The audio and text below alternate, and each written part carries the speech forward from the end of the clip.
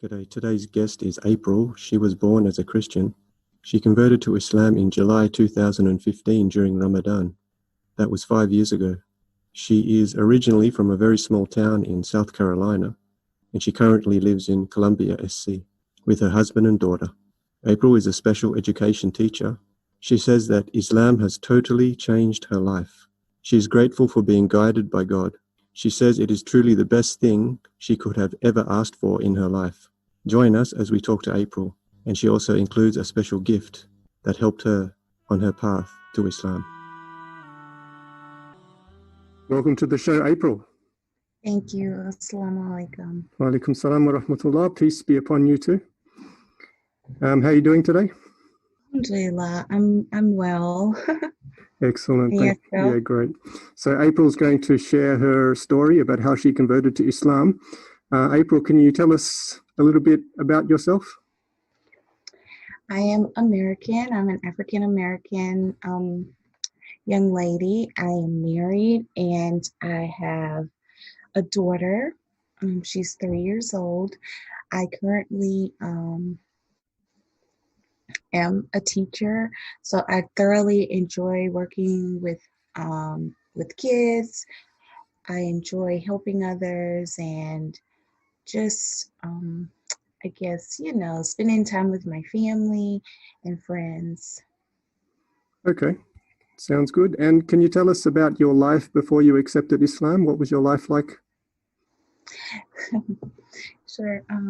Before I accepted Islam, my religion was, I guess I identified with the religious faith that I followed was Christianity. I was born as a Christian. Both of my parents, were. My dad has passed away, but my mom is still alive and she's a Christian. And I guess I just lived a normal life. Prior to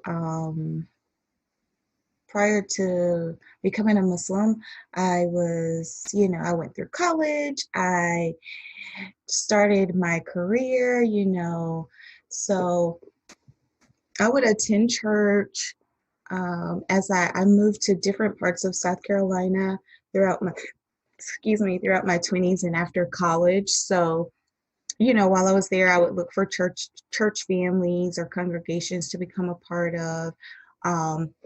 And I would attend church. Okay, and so in your early days, did you have any impressions about Islam, or what were your thoughts or feelings about it? Well, honestly, no. Well, earlier when I was, I say in middle school, my mom, she remarried, and so my stepbrother, he had come home. He came to South Carolina from New York, and I remember we were getting dressed to go to church. And I asked him if he was going to church, and he was like, no. And I was like, oh, okay. He was like, I'm a Muslim. And I was like, well, what is that? And he was like, I really cannot remember, what he said, because at that point, I think I just, I was young. I was just like, well, whatever. So I didn't really listen to him, but I just remember him saying I'm a Muslim. And I was like, oh, well, what is that? And when he gave me his answer, I just kind of brushed it off and went on. So that was really my only experience, in my younger days with a Muslim.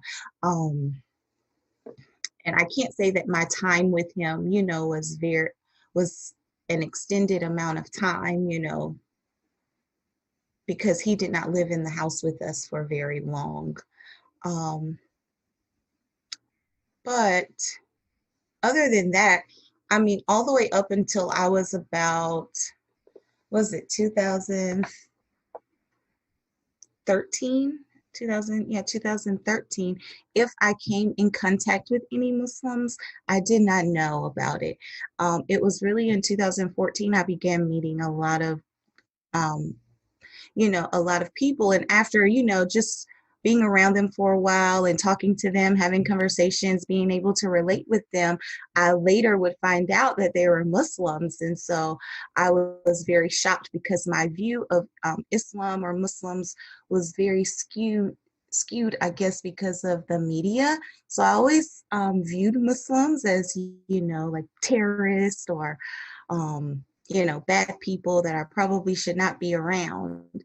After meeting these people in 2014, I realized that, Muslims are just human beings just like me. The people that I met, we seem to have the same values and morals, you know, and they just seem like normal people. So I was very intrigued by that, and I wanted to learn more about Islam and what their beliefs were because I found that there was a disconnect between what the media was showing and what I saw on TV and what was, the people that I actually was able to meet and become friends with.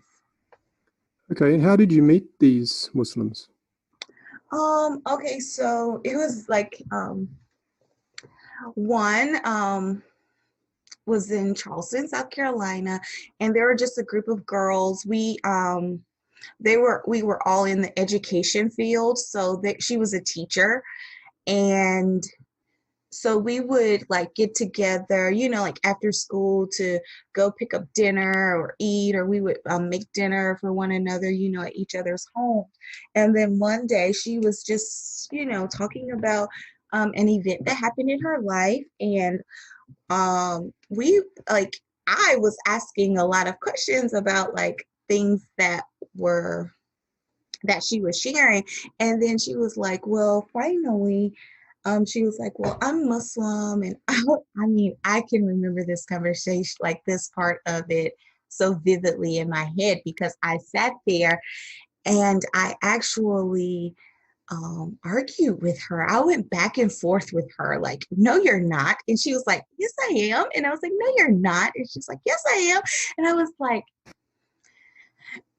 okay, so you're really Muslim. And what intrigued me about her is that she had deep roots into her religious beliefs and practices. And so, um, and due to that, the way she carried herself, the things that she decided not to do that people her age, I guess, were doing, really, I guess, like, touched me or resonated with me because I realized, like, her parents or whatever she believed in really had to be something very, I guess I can use the word powerful because she did not, I guess, succumb to the peer pressures to do other things that she knew was wrong. And she basically said that to me when I was like, well, why don't you drink or why don't you do this? And she was like, well, because my religion tells me not to, and I'm going to follow, the basic rules of what my religion teaches me. The other Muslims that I met, they were like I actually moved back home, and so I met one through my job, and then I also um, met others like just out, amongst different friends. And so you mentioned that you were impressed by the first girl that you talked about. What were some Yeah. of the other things, the way they acted, that you noticed that were different to normal people? Um, I mean, she was just okay. So with most of them, you could tell that I guess I could see that they knew why they decided not to do something. And because of that reasoning or that decision, they stood strong in it. Like with one of the guys that I worked with at my job, he was just, describing to me about, or he was sharing with me why he decided not, to, what made him, I guess, convert to Islam or revert to Islam. And he was saying, about, I guess, like the holidays, like Christianity holidays. And he decided, like, okay, this is not, he didn't want, after, before becoming Muslim, he said he decided, I don't want to, do this, because he learned about the backgrounds of those holidays. And he's like, this is, excuse me, this is not what I believe in. So, he is like, he researched something, he got an answer, and he stood firm in, I don't believe that this is correct, I'm not gonna do it. So I guess, in just by talking to them, with my first friend that I mentioned, she was just very pleasant. She had she was just a overall pleasant person with a beautiful spirit. Like, it was nothing I could never tell you anything bad about her, because she just, every interaction that I seen her have with anyone around us was always in a, modest and positive manner. And the rest of I guess, and when I group them all together, I just think about how, when we would talk about things, a lot of their views seem to be, or their beliefs, or what was important to them, were the same things that were important to me, as I, at that time, identified myself as a Christian.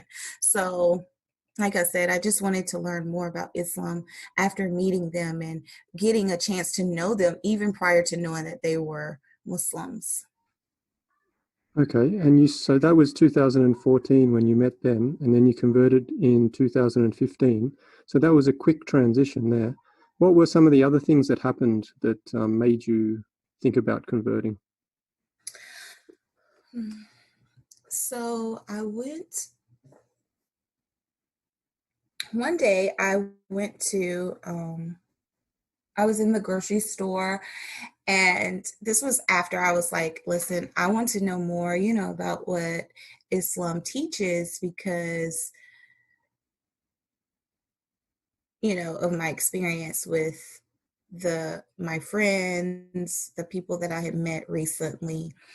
And I saw a lady in this grocery store. She was shopping, of course, and I approached her and asked her if she was Muslim, and she said yes. And I asked her if she would mind, just sharing with me some things about Islam, because I was interested in knowing more about it. And she she was like, I'm so sorry, she apologized, because she said her English was not good, so she did not feel comfortable talking to me about, to try to have, I guess, elaborate conversations with me. And I said, okay, yeah, no, that's no problem. So we went on, and then she came back to me in the store, and she said, she asked for my number so that she may pass it on to someone else who she said would be able to, speak with me about Islam. So later that night, she texted me and asked me if I would be able to attend Friday prayer, but I worked Monday through Friday, so I wasn't able to go. Long story short, she invited me to meet her at the masjid, her along with some other sisters, because they were taking an English course. So I did meet them, and then I had the opportunity to speak with the imam. Okay, so did you intend to convert to Islam at that stage, or were you just trying to find information? At that point, I just wanted to find information. I did not have the intentions of converting to Islam. Okay, and how did that meeting with the Imam go? um, that meeting it was a very pleasant meeting. he actually, I mean, I felt like my time with him was, I guess, an impromptu meeting. So I was already very um, thankful that he took the time to meet with me, unexpectedly. And he never seemed to rush me or force me to think that I needed to become a Muslim right then. I asked him so many questions, and he took his time to literally answer my questions. He explained, the basic or, the basic, I guess, first teachings of Islam to me. And I mean, it really was just a very enlightening meeting. I enjoyed my time with, just speaking with him. And I was very, I went there, to ask him questions, to learn more about, what Islam teaches. But one particular question that I had in mind was about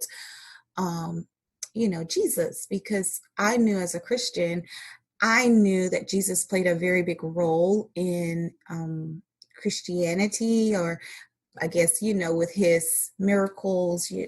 So, and he had a very big role, Christians believe that he is the Son of God. Um, well, my question that I really wanted him to answer was, what do Muslims believe about Jesus? What is his role, or what did he do, if anything, in Islam, for Islam? So he answered that for me, and it was just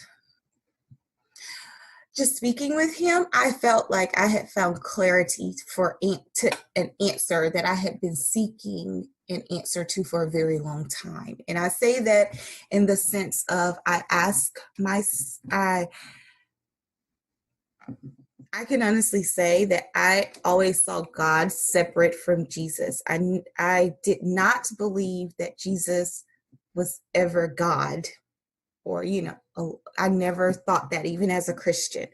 So that led me to, question other things like, well, who am I praying to? And who is this? Or, like, it was a lot of confusion for me as a Christian. So when he explained, Isa, or Jesus' role in Islam, it just made so much sense to me. So after that, I was like, okay, I want to continue, learning more about, Islam. And so I had a very strong support system. I lived in Clemson at this time, and even though they have a small masjid, the community is very close, and I had a lot of sisters there who would invite me over and talk to me, about Islam. I was also receiving a lot of was I like booklets that they had at the masjid, so I would read them. I would meet probably at least once a week with sisters, to just discuss things or ask more questions. And one thing I do want to share with you is that prior to going to the masjid, I remember I was so like anxious, like, oh my gosh, I'm gonna walk in there, I'm not gonna look like them, they're gonna judge me. Oh my, I had so much anxiety that I was like so scared. Like at one point I was like, okay, maybe I should just not go. But I went, and when I walked in, like, it's like the minute I stepped, I wish I could explain this with words, and I'll try my best, but the minute I walked in, like stepped my foot into the masjid, it's like I was welcomed with such genuine love. Or, even though I may not have covered, or even though, I did not dress like them, or um I was welcome into their place of worship with no, no judgment or anything. And it's like the minute I walked in there, all of that anxiety, all of, like that nervousness, just, it's like it just disappeared. I felt so calm. It was really kind of surreal. Like I can feel that feeling right now as I'm talking to you, because when I left there and I guess I was talking to one of my friends, I remember telling her, like, it's almost as if this is where you should be. These are the people that you should be around, because the sense of peace that I had when I, went in there was unexplainable. Well, inexplainable. But I'll stop talking about that. But yes, I just wanted to share that because, there may be other people who would love to go to a masjid, or maybe they're scared, or anxious like I was, but I promise the experience, and I would pray that their experience would be the same as mine, because, or even better, because I promise you, like, it was definitely one that I will never forget. That's awesome, April. So, tell me about some of the people you met at the mosque, at the masjid. Was it a very multicultural mosque? Were there people from many nations? Yes. Oh, yes. Okay. So, I met people from Lebanon, from Turkey. A lot of the sisters there were from Turkey, because their husbands had come to Clemson University. And so, they came with their husbands. There were sisters from Iran. There are sisters. I met a sister, that were also from here in the United States, but there's sisters from Egypt. Like we had a very or a very diverse population at the Clemson Masjid. We have sisters that were from Nigeria. Um, so I'm trying to remember, all the places. Pakistan, Bangladesh, I guess. Yeah, we have sisters from all over at the masjid in Clemson. Okay, and you mentioned that you were invited around to people's houses, I guess Mm-hmm. for meals, for dinner, and so forth. So, what are some of the things you did when you met up with them? When I went to meet with them at their homes, they would, oh my gosh, every time they would give you tea and food, and I'm like, okay, I don't need to eat, but they were always just wanting to give you something, as far as like food, but then also we would sit down and they would talk about, like, I guess hadiths, like they would talk about hadiths or teachings, of the prophet, peace and blessings be upon him. And then too, if I had any questions, between the time or during my journey of learning, then I would be able to ask them. If they didn't know, of course, they would either find out from, someone else, or refer me to a person that they felt could give me the correct answer. Um, so during this time, I was still, learning more, reading more literature, reading more information that I received from the masjid. And I'm trying to think, like, I don't know, I guess just basically, building a type of, sisterhood with them, to where they wanted to make sure that if, I was thinking of, becoming a Muslim, that I'm being led in the right direction. Okay, and so you were getting a lot of this knowledge from these ladies and going to the mosque and visiting them at their houses. Did you attend any formal classes at the masjid or at the Islamic Center? At that time, I did not.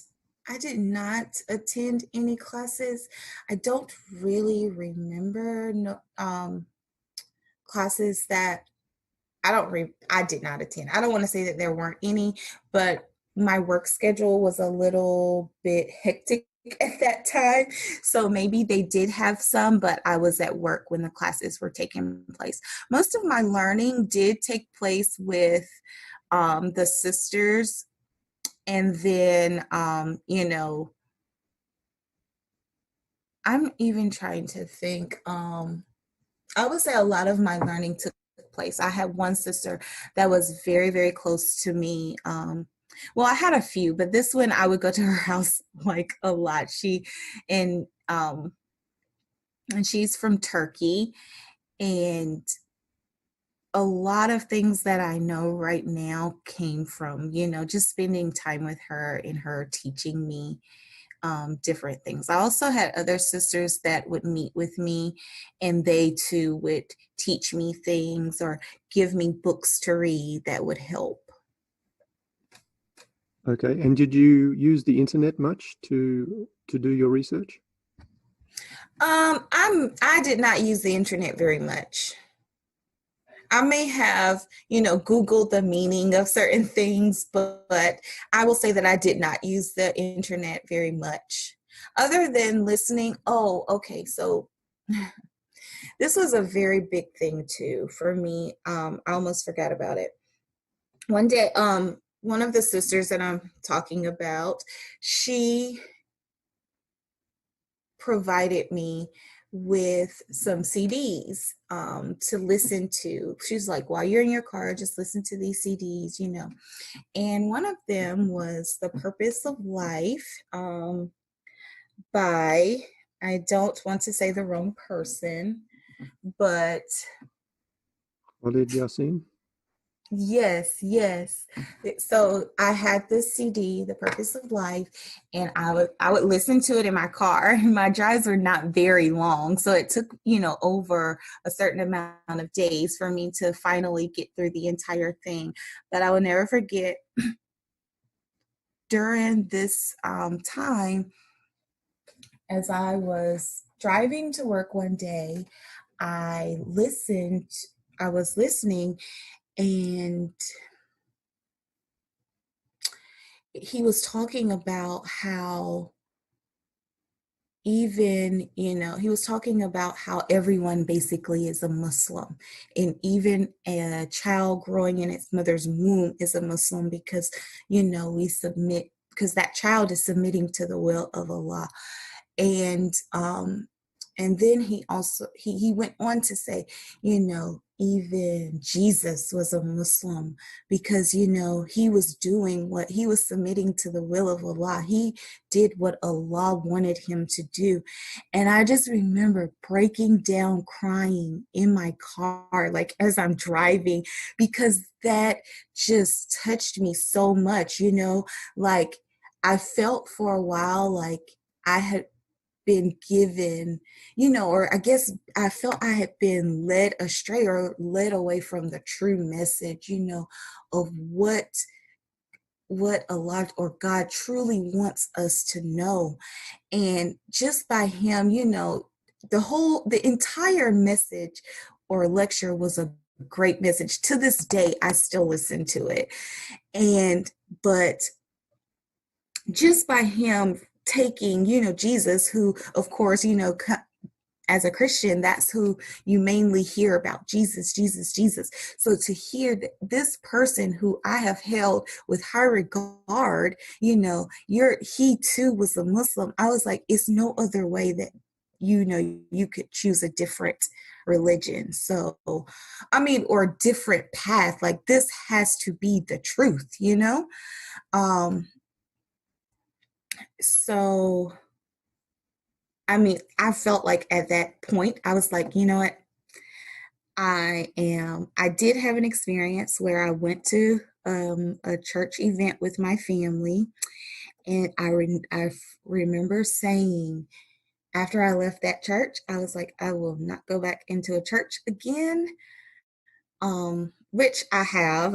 I will say that I have, because I have lost family members, that passed away. So to attend their funerals, I would go to the church. But um, other than I remember looking at my sister and telling her, like, we have to get out of here. Like, I can, because the more that I sat in there and I listened to things, I was like, this is just not making sense to me.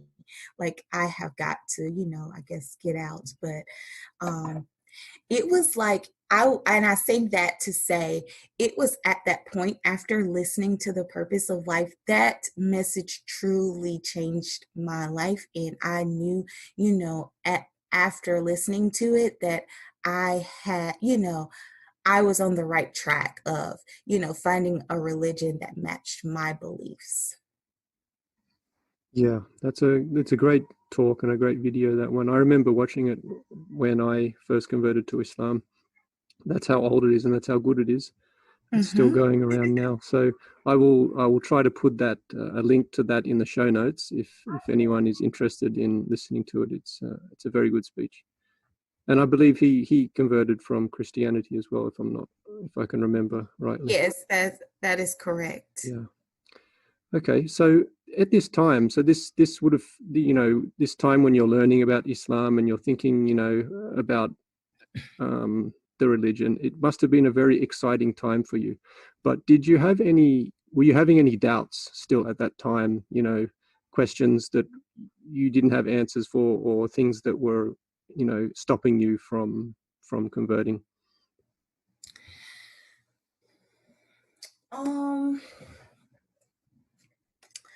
as far as doubts, I would say the only one thing that, kept playing in my head was like, April, you grew up as a Christian. How can you leave, what you know in order to, branch out onto a different path? But each time that I had those types of thoughts, I would remember like, but this makes much more sense. These beliefs make much more sense to me.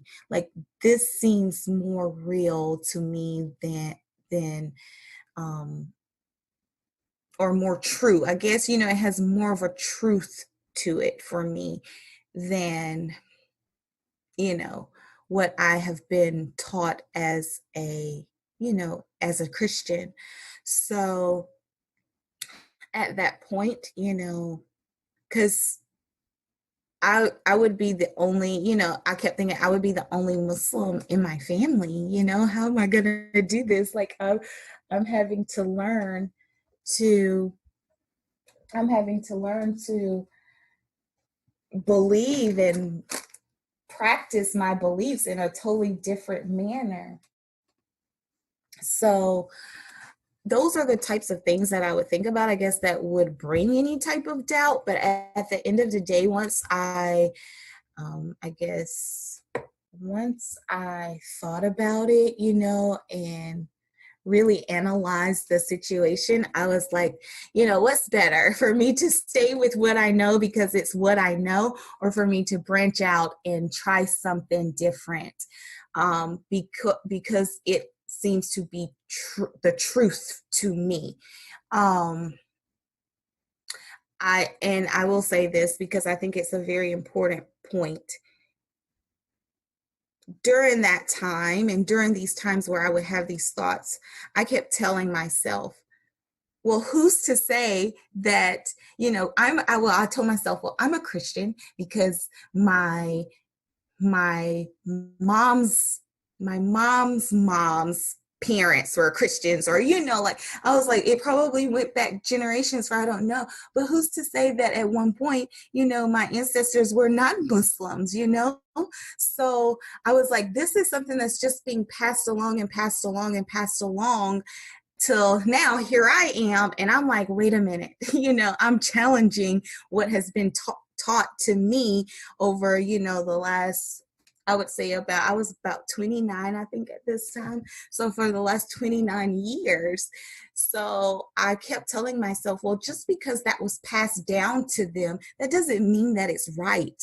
If I find that this is what my heart is telling me is true, and this is where God has led me, then I'm going to step out on that, brand. I'm going to step out on faith and just say, okay, Allah, um, just do what you know is best for me. And if I could just go back for one moment to the meeting that I had with the imam, at the end of that meeting, he gave me something very, very powerful. And to this day, I still use this prayer. And of course, at that time, I did not know how to pray in Arabic. But he said, April, he told me, he said, no matter how, he said, just how you know to pray now, just pray to God. Just pray to God and ask him to guide you. And if Islam is for you, then guide you to it. And if Islam is not for you, then save you from it. So that's what I did. That's what I did. So when those types of thoughts would come into my head, I would remember what he shared with me. And at the end of the day, I'm like, Allah, it's your will. Just allow me to accept your will and be okay with it.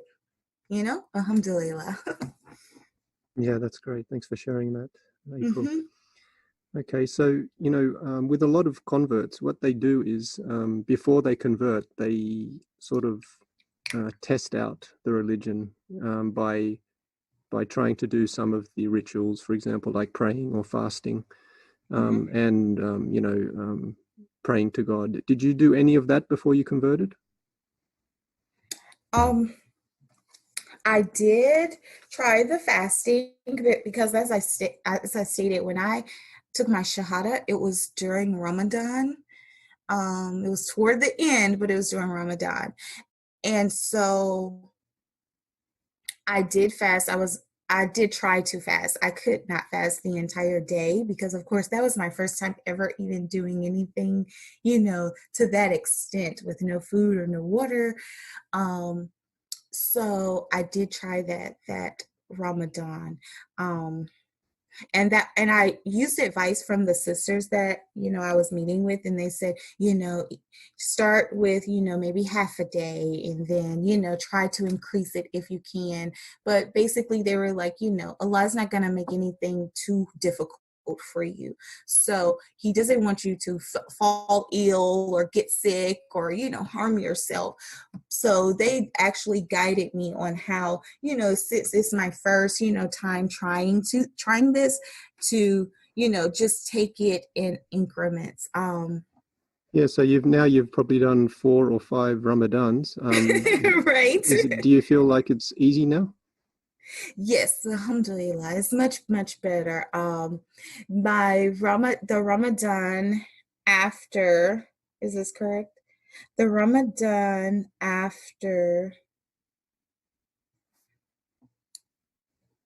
I'm trying to think about the Ramadan after I took my Shahada.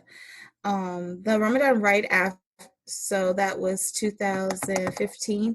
Okay, yeah, the Ramadan 2016. I was actually pregnant with my daughter, which is, I know it sounds like a fast, a short time, but like it's like literally I took my Shahada. I like months later I got married, and then within just a month of being married, I found out I was having my daughter. So that's how that happened so quickly. But I'm trying to think. It was, so I wasn't able to fast that's I guess the first full Ramadan because I was pregnant with my daughter, and then that second one I was not a what I wasn't able to fast as I would have liked because I was nurturing my daughter. Um, but so I've had, I guess, 3 good ones, right? Yes, where I fasted. Yes, so I've had 3 good Ramadans where I've now fasted. And it's much, much better. It's much easier. This past Ramadan that just ended, it was a very good one, and I talked to my husband about it, and I think it's because we were able to be at home. I know I probably should not say that, but you're away from distractions, you're able to do more to worship Allah during that time. And I just really enjoyed that this last Ramadan. Like, it was a really good one for me. And can you share, how it feels to fast and the struggle and the joy of breaking your fast and so forth? Yes, so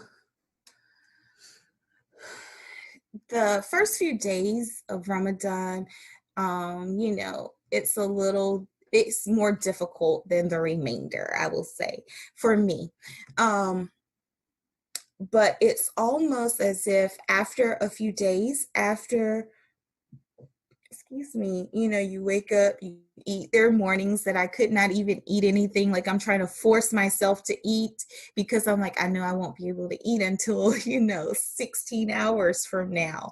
So, um, but then it's like when it was time to pray, as I'm making wudu to pray, it's like I would get this energy even after, doing my prayer. It's like I would have this energy from I don't know, energy from out of nowhere, I guess I should say, to make you understand what I mean. But it's like I would have this energy, and it's like the hunger pains would go away. So each time that I felt like it was prayer time, that was like food for me, because after that I would not feel this hunger pain anymore, or the thirst. My biggest thing was being able to, like, I felt like I was always thirsty, my first Ramadan, where I did fast the entire time. But that would help me by praying. And then by the time it's time to break fast, like it's good to break fast. I enjoy breaking fast with my family. But when it's also time, like you feel happy, like, oh my gosh, you feel like you've accomplished, like the thing that I enjoy most about fasting is that connection that you feel with God, with Allah, knowing that He will help you through every single thing, just as He helped me through making it through the day, or making it through 16 hours where I still had to work. I still had to care for my daughter. I still had to, clean or, help prepare food for my family. Um, he still provided me with what I needed. So that connection to him, and that, I guess, affirmation that he's always going to give me what I need. All I have to do is trust him and count on him, call on him, ask him, or tell him. That's all I have to do. So that is what I really, really, really, really enjoy most about the fasting. But I was going to say that a lot of times when it was time for us to break our fast, we would eat our dates, and drink water or milk or tea or something. But we would be like, after you eat, your dates or milk, you don't even feel hungry anymore, like you want to eat. I don't know if you have that experience, but that's what my husband and I would always, say. But of course, we did make ourselves eat something. Yeah, yeah. Thanks for sharing that. Yeah, I feel the same way as well about the happiness of breaking the fast, and it's a really amazing time. Now, I want to ask a few questions about your day of conversion, but before we go into that, I want to talk about the period before you converted, maybe the few weeks or a month before you converted. So, in that time, what were you thinking then, and what was making you start to think to convert to Islam? Well, at that point, I felt like, mostly all of my answers had been answered. I felt like um, I did not, I didn't have a reason to not, you know, I felt like I said, with the video, I mean, with the CD that I listened to, The Purpose of Life. After listening to that, I had already felt like, you know what, this is my truth. I'm stepping out. Like, I felt like I was really led to Islam. Um, and I still continued to pray. And even after those prayers, I continued to feel like I was being led to it rather than, I guess, led away from it. And then two, one, I was thinking about my future. I thought, honestly, I didn't know when I would have kids, but I said, you know what? This is my chance to kind of break, the cycle of passing down this Christianity beliefs, that I shared with you, that I felt happened to my parents, and their parents, and how I've talked about it being a chain. I said, this is my opportunity to try and make a change, because I felt in my heart Islam was the truth. So I knew that I did not want I wanted for my children what I had found, I didn't have any children at the time, but for my unborn children.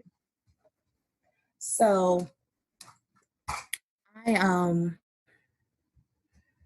I made that choice. Like, Islam is Islam is the religion, for me. Islam is the way of life for me, because I want to be able to pass this down to my children, to lead them on the path, the straight path of righteousness, and, do my due diligence to make sure that they have access, to the truth. I feel like I did not have access to the truth.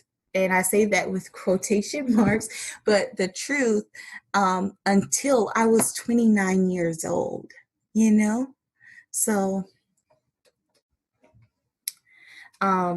so that was the month, I guess leading up to it. The day of, I was, talking to my sister, the sister that I said I was, I would go to her house almost weekly.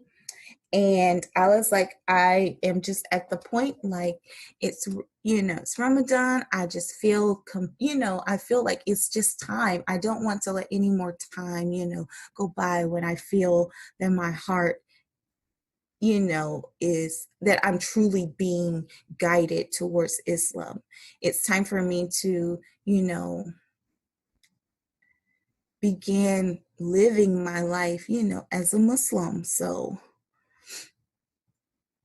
we went to the masjid, and lots of people were there. Like, I don't know, it was funny to me because the little kids, during Ramadan, the masjid is very full. And the little kids were running around or something. And then I remember sitting there with the sisters, and one of the little kids came up and was like, is she Muslim yet? Or the little kids were whispering things like, she's about to become a Muslim or something. But when it was time, the imam made he said, there's a sister who would like to take her shahada. They gave me a mic.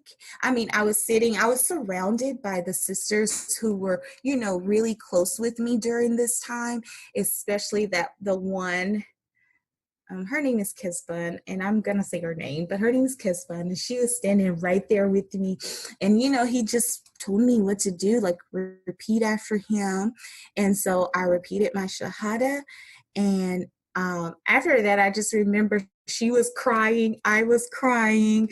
All the other sisters were, tearing up and coming to hug me. And then they all came up, saying, welcome to Islam, assalamu alaikum, giving their greeting me. And I would never forget, because when looked at me, she was like, April, if someone says assalamu alaikum, you say walaikum salam. I was like, okay, thank you. She always was guiding me on, what to say, or she taught me how to pray. She taught me so much. Oh my gosh, alhamdulillah. Like, I'm gonna tear up just thinking about her, because she really helped me, through my journey learning about Islam, as well as even, throughout the journey of learning what to do. She was right there. So I'm so grateful that Allah sent her to Clemson, to be with, to help me, because she played a very big part in me knowing, what I know now. Even to this day, my husband says, may Allah bless her, because I always say, well, Kisban taught me this, or Kisban showed me this. And he's like, oh my gosh, may Allah bless her. So I don't know how much more detail you would like about the day of it, but it was just a very great experience. Like all these emotions that I'm having, I guess, thinking about like everything all together again. It's just I feel that my story is a beautiful story. I was just very blessed, to have great people around me. Yes, thanks, April. Yeah, it's definitely a beautiful story, and I'm sure, some of the listeners out there will be shedding a tear as well, and joining into your joy. Now, you mentioned that you married very soon after you converted. So, can you tell me how has it helped you? How has your husband helped you, and how has it helped you that you had someone to help you with your Islam and to be your partner in your journey so early on? Honestly, it's almost like after I took my Shahada, my entire life just changed, of course. And I'm not just saying that, but, having my husband, who he was born a Muslim, to, help guide me, like if I ever had questions about anything, and just watching him, to have a model, I guess, here with me as a revert has helped me learn different things. And even if he would do things that I wasn't sure, or if I did things that he needed to correct me, he would do so in a very kind manner, in which it would show me, the correct way to do things. So that definitely has helped me. And then, too, as now I am a mother too. So I have always tried to make sure that I'm doing the best that I can in order to, bring my daughter up and teach her the right things. Because even though I'm still learning too, I have to set the stage, or, you know, set the stage for her learning, and to, inshallah, become a good Muslim. Okay. And so tell me now, how do you feel you have changed since you converted? The way to describe my change would be, um, and it's something that I have reflected on several times, like throughout the years, is that honestly, the biggest change that I've had is being more conscious about Allah, being more conscious about my Creator in everything that I do. If I find myself, Allah has given us many ways to worship Him, but He has also instructed us as to what causes Him to be angry, So just thinking about the things that I do, on a daily basis, and how that is seen, from Allah's, I guess, in the eyes of Allah, or, is this right? Is this, am I doing what I'm supposed to be doing? That is how I will say that's the biggest change for me. It's just being conscious of Allah in everything that I do.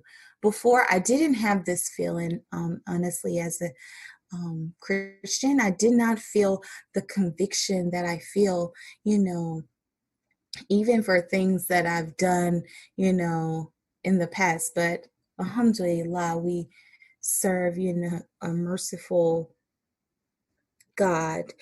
But it's just, I don't know. It's just that I'm grateful for that change because, like I said, I think about it more often because I realize that, this life that I live in right now is just temporary. This world that I'm in is just temporary. I'm only here for a short time, and then I will have to go on, to my eternal home. And I want that home to be with, in paradise. So I want to make sure that I'm living a life that's pleasing to Allah so that I may, enter the gates of paradise, inshallah.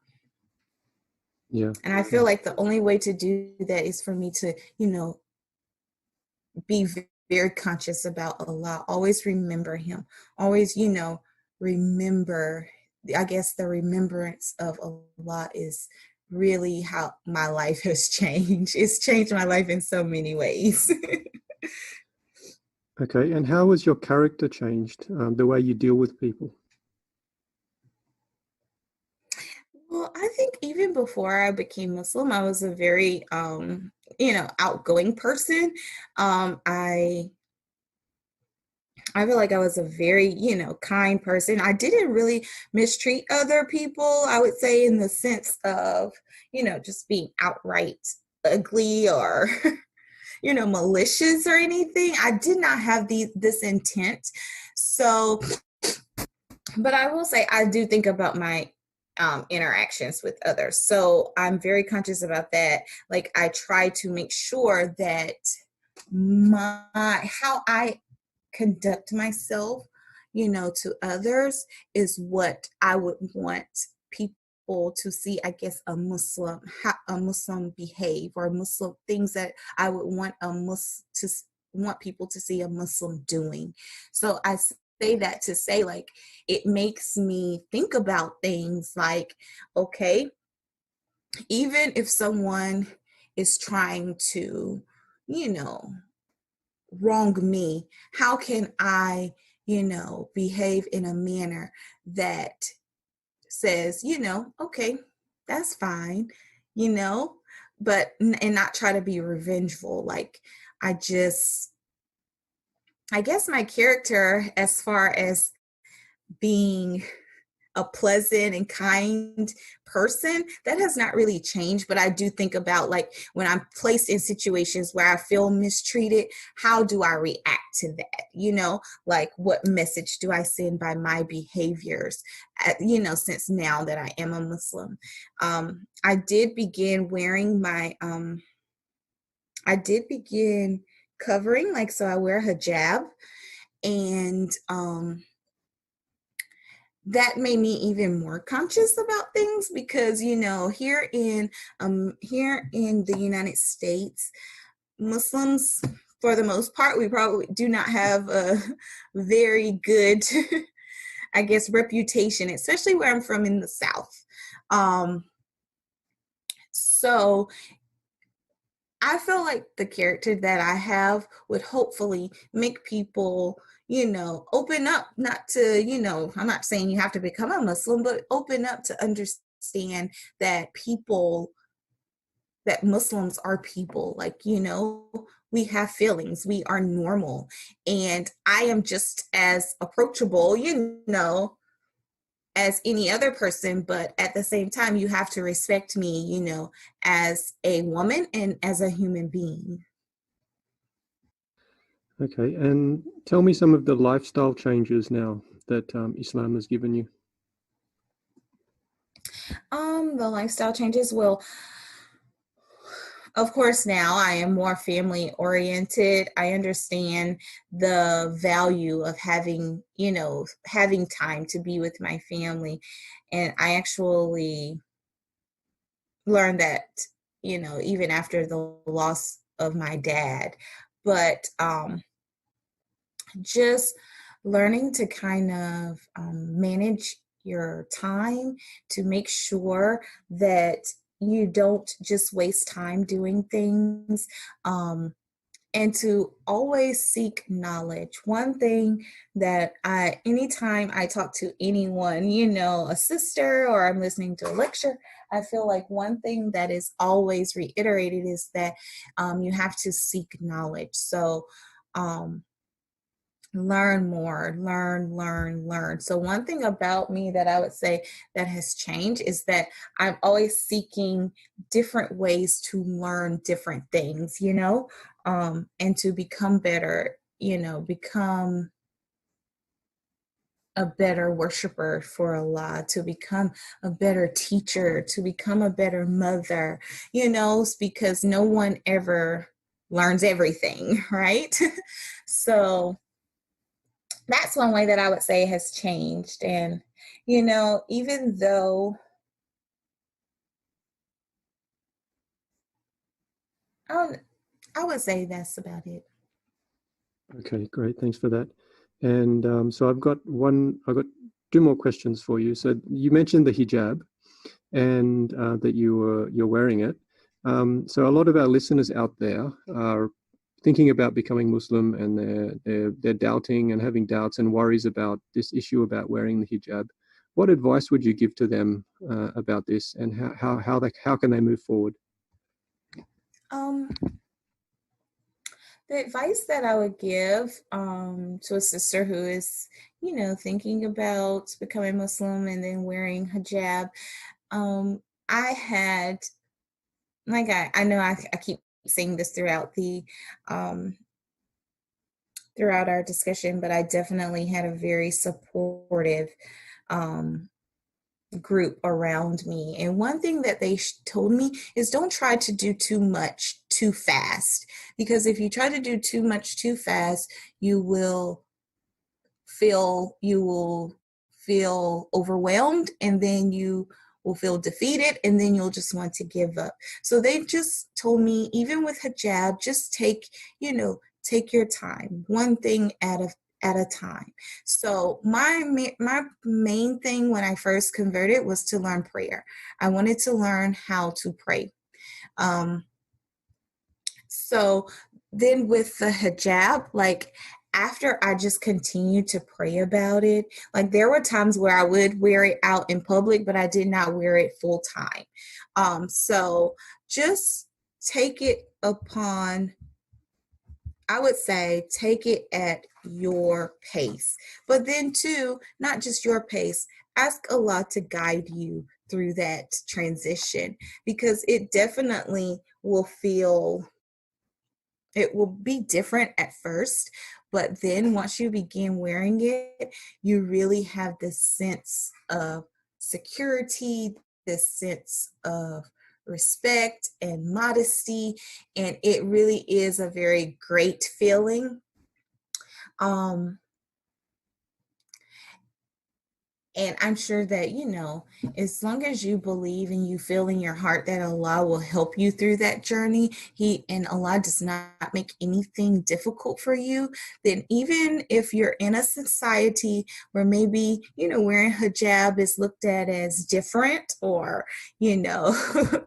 I'll just say different, then you'll know that even by wearing that, there's so much blessing, in store for you. So for me, I would just say take it at your pace and pray and ask Allah for guidance and for strength through the journey and the transition. Thanks for that, April. Okay, so we're going to have to wrap it up now, and I really enjoyed the conversation we've had. So this will be the last question now. So what would be your advice to our listeners out there, those people that are thinking about becoming Muslim? What would be your best advice to them? Well, the first thing that I would advise them is that continue to seek information, continue to research, and listen to the purpose of life. I'm sorry, can you tell me his name again? I believe it's Khalid Yasin. Okay, yes. Listen to this. Also, as I was given the advice to just pray and ask God to guide you. If Islam is for you, then pray for guidance towards it. But if it's not, then ask God to save you from it. And if you feel you're still being led to it, then inshallah, well, I would say alhamdulillah, because Allah guides, guides who he will. So consider that a definite blessing, for Allah to guide you to Islam. And two, and then next, I guess, or final, just don't ever feel pressure to become or join any religion, because Allah has told us that religion is not, there's no compulsion in religion.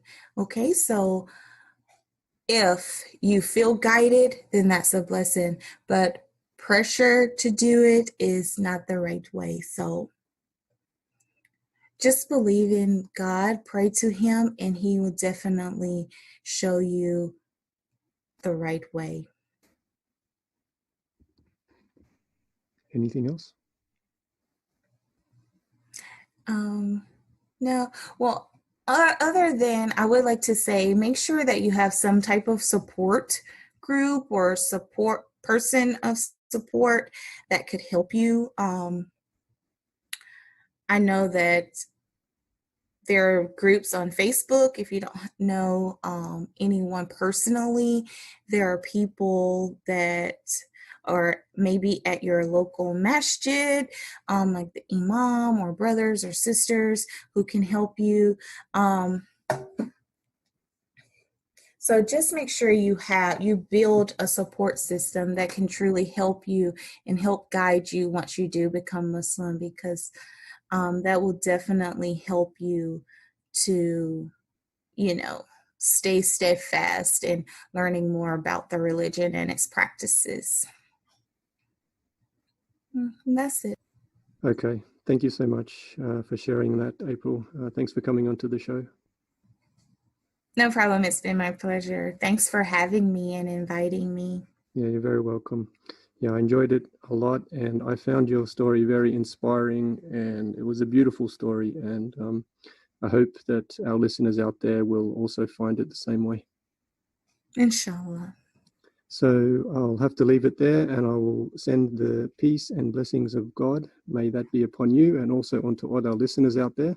Assalamu alaikum wa rahmatullahi wa barakatuh. Wa alaikum salam, brother.